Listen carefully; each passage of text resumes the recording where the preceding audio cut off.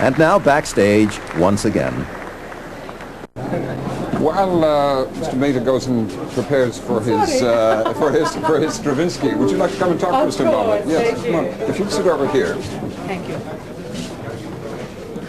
And that was the first time you've done that? That is the first time this weekend. Can I say, and my ear isn't very educated, that I listened to a recording by a very famous world-known singer Yes. the other night, and I thought yours was better. For fear of embarrassing you, I won't tell you who it was. Oh, you're very kind. Thank you very much.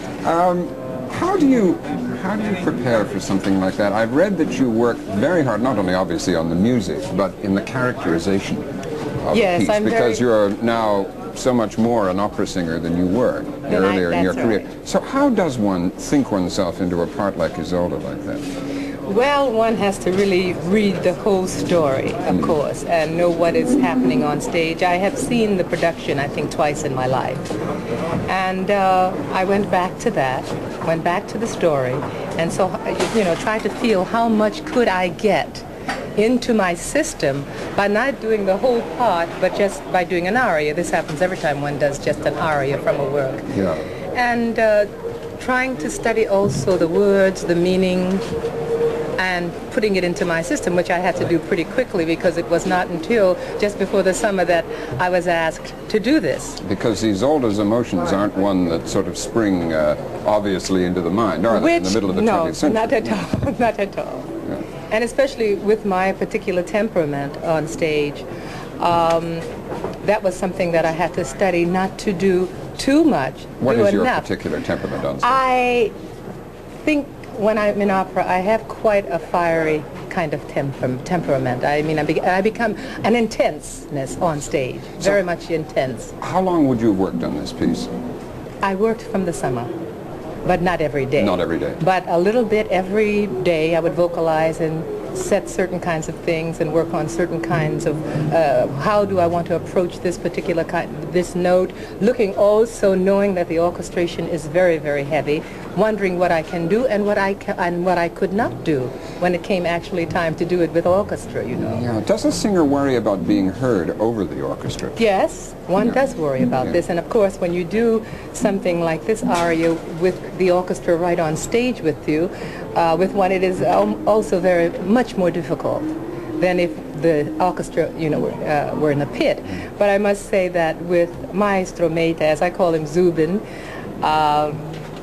he knows my voice very, very well. He is also a fabulous musician. You've worked with him a lot around the world. Oh, yes. I mean, we began almost together, actually, I should say, because when he took the post in Los Angeles, I was one of the first soloists. Which is to 15 sing years ago. And my first Verdi Requiem with him. Oh, really? And I sang almost every year something in Los Angeles or somewhere in the world with him. Well, what's so good about him from a singer's point of view?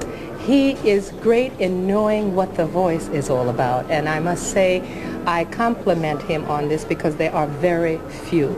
I can count them on maybe 10 fingers today. Really? Maybe better would be 5, who really understands what a voice is and how much one can do and cannot do. And to me, this is great. When a conductor understands the voice, that's a rarity. Tell me, I've been reading about your career, which is very interesting because you, as I'm sure you've been asked many times before, but maybe our audience hasn't heard it, you decided to become a professional singer once and for all at a relatively late age, 34. What were you doing before that? Well, I was a singer before 34, but I became an opera singer around, I began to call myself an opera singer before that time, at that particular time. I was doing recitals up to that point. But before that, you had a very different career. I did. Which was, tell us about. Do I have to mention that? No, I suppose, yes. Tell us. I was involved with real estate. I was a real estate sales lady and salesperson. And sold a lot of houses. It was one of the main reasons why I really finally made up my mind that music was and was really to be my career. I knew this for all of my life, but real estate did it. But I must say, one thing I must say in favor of real estate, it did teach me about people. I became quite a psychologist, I think, by watching people and selling homes to people, knowing by the way they walked into the office what kind of person or persons they were going to interesting. be, and that was quite an education for me. Your voice has a really extraordinary range. You can reach, I gather, you can actually sing comfortably all the way from the mezzo range right up to the coloratura. And you have been at various times both sort of labeled mezzo, and now Yes. you are making yourself into a soprano, I read. Not really. I feel that it's not really being made. I try to follow always. I try to be truthful and honest with myself. And from the beginning, there was the possibility, because of my first teacher could not really place what I was when I first started. And because certain things in the voice that were very natural came out very naturally, there were a few things that were, a couple of things that were not as natural. But she thought, a dramatic soprano, but let's work as a mezzo first. And this is what I did, which is a very wonderful road. I've had a wonderful career as a mezzo, but not, at the same time, not really thinking about ever becoming what she had, the seed that had been planted that I was a soprano.